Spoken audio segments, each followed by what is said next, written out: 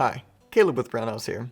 In today's From the Vault, we're going to be taking a look at a Ward's Westernfield Model 46A, also known as a Mossberg Model 42A. They're actually the same exact firearm.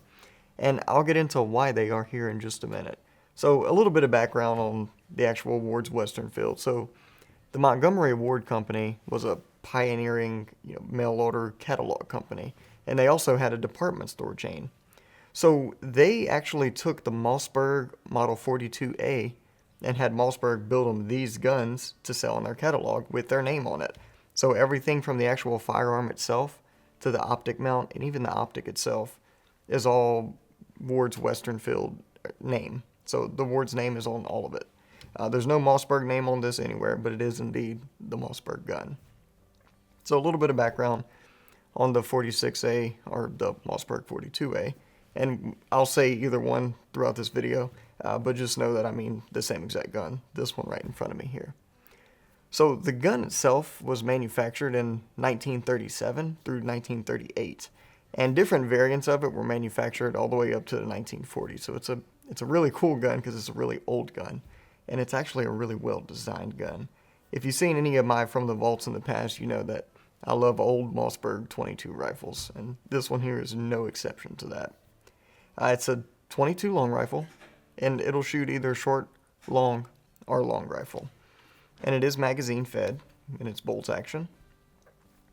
And the reason I love these guns so much is because this is back when you could get an affordable firearm with really good stuff on it.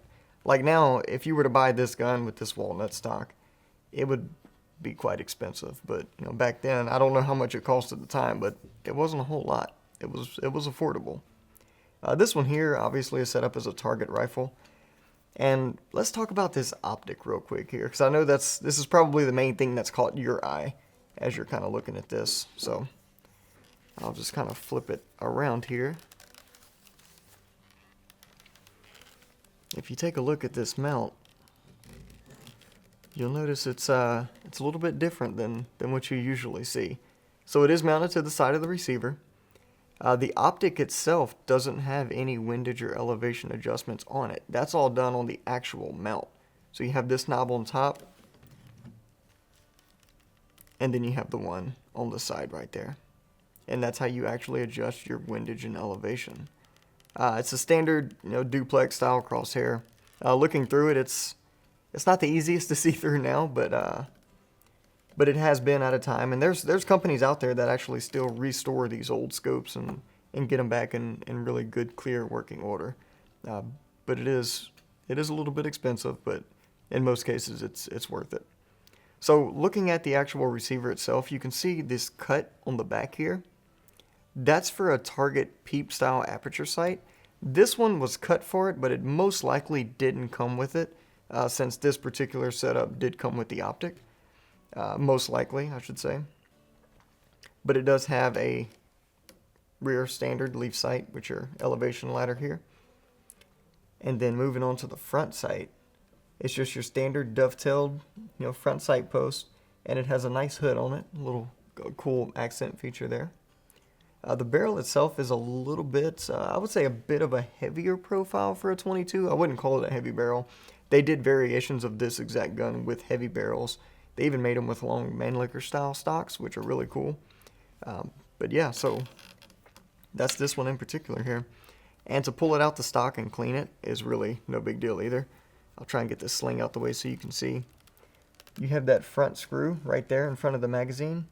You just unscrewed that, and that would separate the receiver from the stock. So easy to take apart, easy to clean.